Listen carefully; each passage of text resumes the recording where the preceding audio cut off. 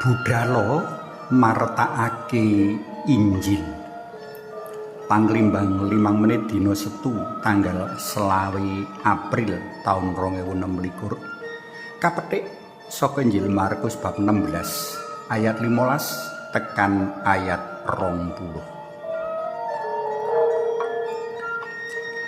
Apa ana kang darbe panemu utawa kena pengaruh panemu menawa Gusti Yesus tedhak ana donya ngasta Injil? Apa ana kang darbe panemu utawa kena pengaruh panemu menawa sadurunge migrat menyang swarga panjenengane ngadhep buku sak pirang-pirang banjur kaadumake marang para murid karo dawuh, budhalo menyang saantero jagat, wartakno Injil.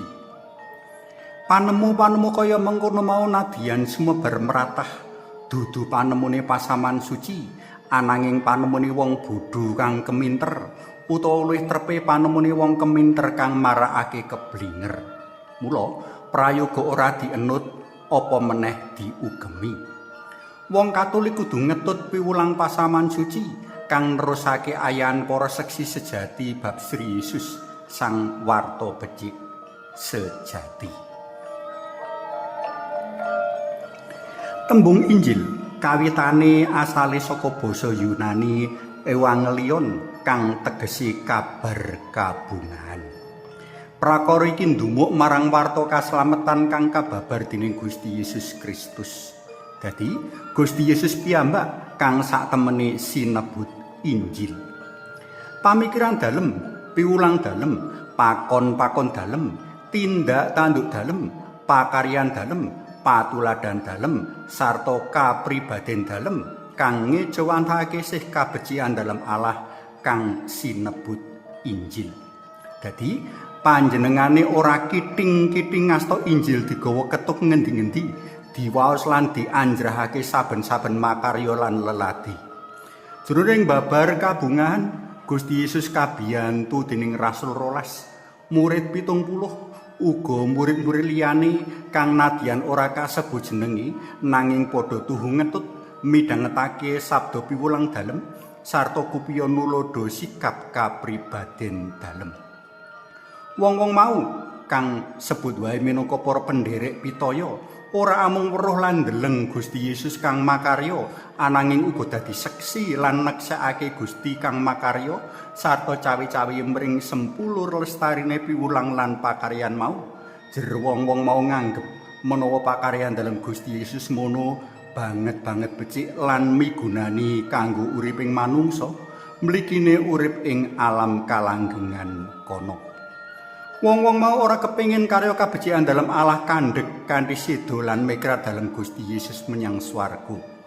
Mau sandina iki ngemot pakon dalam Gusti Yesus marang para penderek dalem pitaya kanggo padha martakake Injil.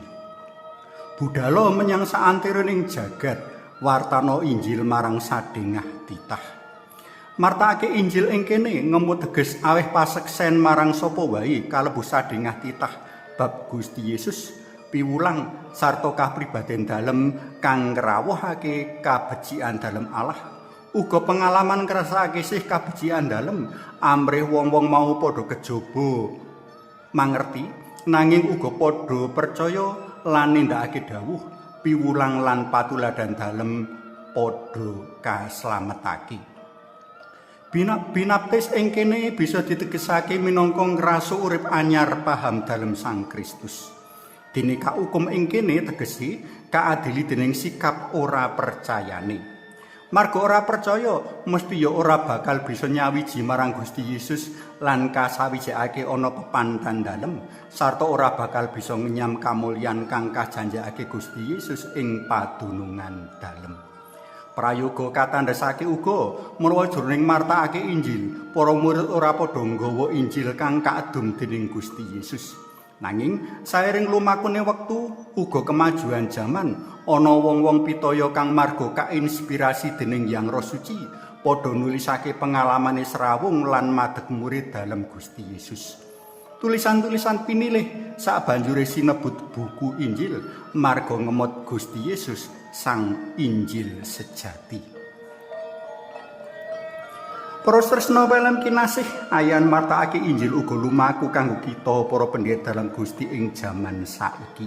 Marga Injil kapahami minangka Gusti Yesus piyambak sang pamarta kabecikan. Martakake Injil kategesake minangka pakon nyeksekake Gusti Yesus lan karya kabecikan dalem kang padha kita alami ing urip pardinan.